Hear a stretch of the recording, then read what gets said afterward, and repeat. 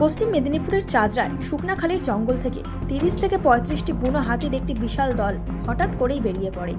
তারা পিচ রাস্তা পেরিয়ে কংসাবতী নদীর দিকে রওনা দেয়। এই হঠাৎ হাতির চলাচলে আতঙ্ক ছড়ায় স্থানীয় গ্রামবাসীদের মধ্যে। হাতির দল পথের ধারে থাকা চাষের জমিতে ব্যাপক ক্ষয়ক্ষতি করে। ধান খেয়ে ও মারিয়ে কয়েক বিঘা জমির ফসল নষ্ট করে দেয় তারা।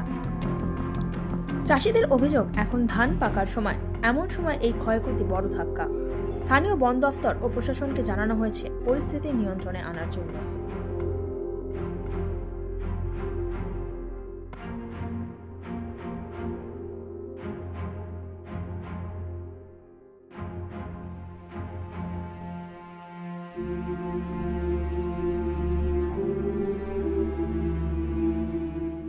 আরও খবরের আপডেট পেতে সাবস্ক্রাইব করুন আমাদের ইউটিউব চ্যানেলটি আর বেল আইকনে ক্লিক করুন নোটিফিকেশনস পেতে।